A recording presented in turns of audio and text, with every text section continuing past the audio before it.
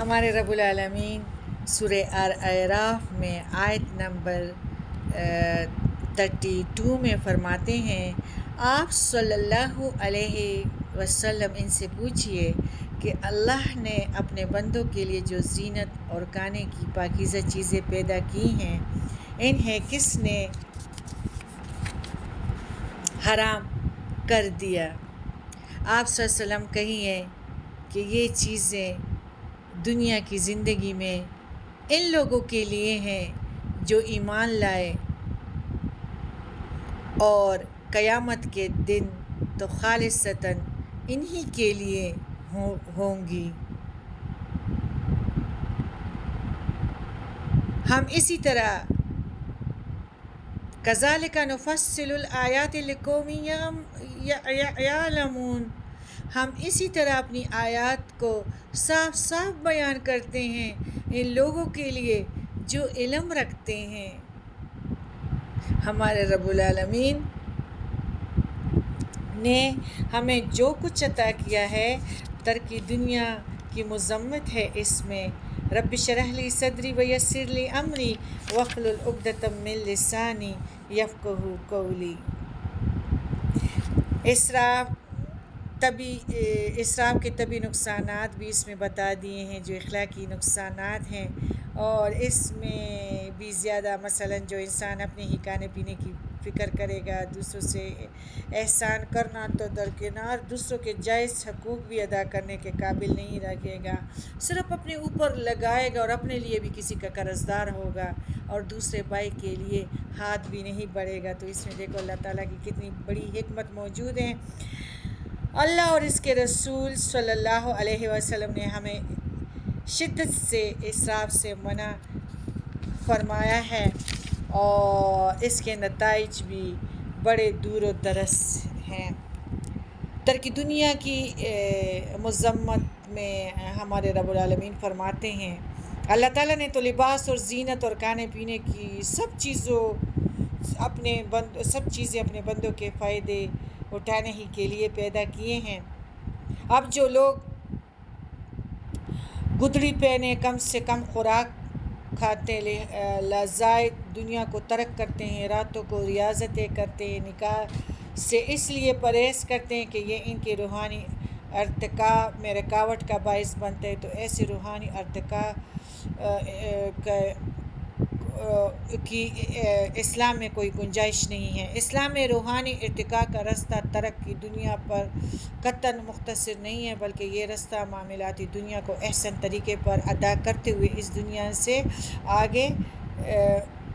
چلتا ہے، جس میں جسم کی بھی پرورش ہو، روح کی بھی۔ اور جو لوگ ترک دنیا کی راہ اختیار کر کے روحانی ارتقاء چاہتے ہیں، تو یہ پابندیاں اللہ نے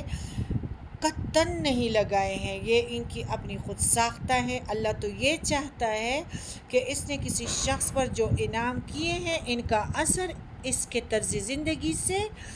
ظاہر ہونا چاہیے۔ سیدنا انس سے روایت ہے کہ 3 آدمی عمرو بن عاص،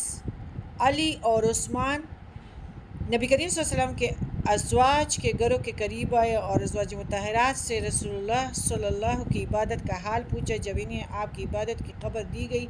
تو انہوں نے اسے کمتر سمجھا اور کہا کہ کہاں ہم اور کہاں نبی کریم صلی اللہ علیہ وسلم۔ ان کی تو اگلی پچھلی سب لغزشیں معاف ہو چکی ہیں۔ پھر ان میں سے ایک نے کہا کہ ہمیشہ ساری رات میں قیام کیا کروں گا، دوسرے نے کہا ہمیشہ روزے رکھوں گا، افطاری نہیں کروں گا، تیسرے نے کہا میں عورتوں سے علیحدگی اختیار کروں گا، اسی طرح دوسرے نے کہا کہ میں نکاح نہیں کروں گا۔ اتنے میں رسول اللہ صلی اللہ علیہ وسلم بھی تشریف لے آئے اور آپ کو ان کی گفتگو کی خبر دی گئی۔ آپ صلی اللہ علیہ وسلم نے ان سے کہا، تم ہی ہو جنہوں نے ایسا اور ایسا کہا تھا، سنو اللہ کی قسم میں تم سب سے زیادہ اللہ سے ڈرنے والا اور سب سے زیادہ متقی ہوں، لیکن میں روزے رکھتا بھی ہوں، افطار بھی کرتا ہوں، رات کو نماز بھی پڑھتا ہوں اور سوتا بھی ہوں، میں عورتوں سے بھی نکاح بھی کرتا ہوں، اور اب جس شخص نے میری سنت طریقے سے بے رغبتی کی، اس کا مجھ سے کوئی سروکار نہیں۔ اس لیے کہ جو لوگ اللہ کی نعمتوں پر اس کا شکر بجا لاتے ہیں وہی نمک حلال ہے، وہی مزید نعمتوں کے مستحق ہیں، اور جو اللہ کے ساتھ دوسروں کو شریک کرے اس کی نعمتوں کے حقدار نہیں ہو سکتے۔ یہ دنیا دار الامتحان ہے، اس لیے اللہ تعالیٰ نے نمک حراموں کو بھی رزق دیے جاتا ہے، بلکہ بعض اوقات زیادہ بھی دیتا ہے، تاہم آخرت میں اللہ کی نعمتیں صرف اللہ کے فرمانبرداروں ہی کے لیے مخصوص ہوں گی۔ اللہ تعالیٰ نے جو اس انسان کو پسند کرتا ہے کہ اس کے پاس جتنا بھی ہو تو اس کے لباس سے وہ نعمتوں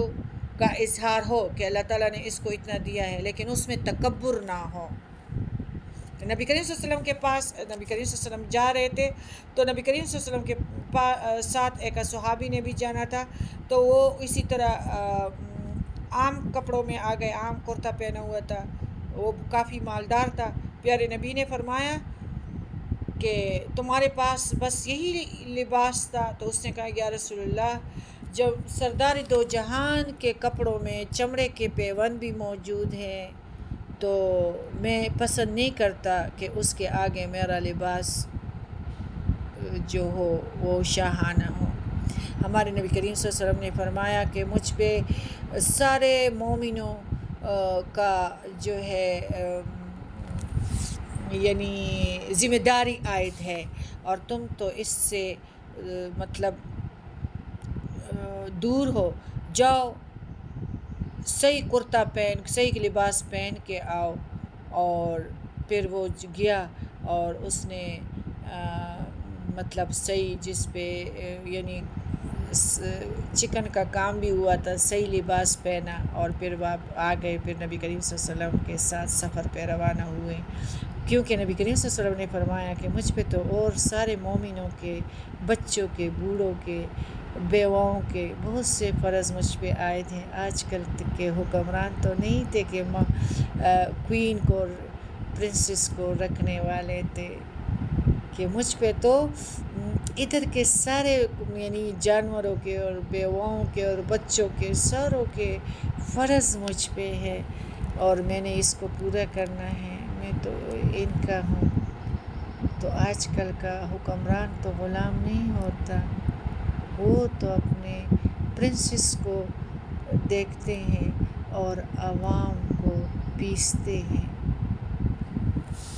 تو صحابی گئے، اس نے صحیح کپڑے پہنے اور پھر ہمارے پیارے نبی کے ساتھ سفر پہ روانہ ہوئے۔